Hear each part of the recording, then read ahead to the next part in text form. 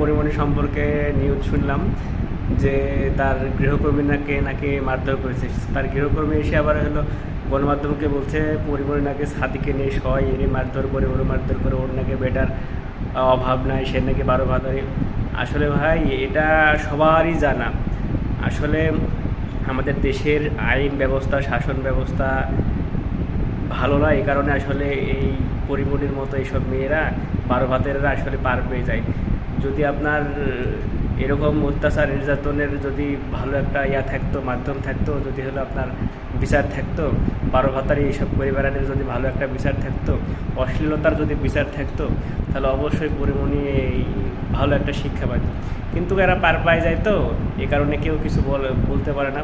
পুলিশরাও কোনো কিছু বলে না, হয়তো বা পুলিশরাও একটু সুবিধা নেয়, ওই ধরনের সুবিধা। সো এরা অশ্লীলতা ছড়াতেই থাকে, এদের কেউ কিছু বলার থাকে না।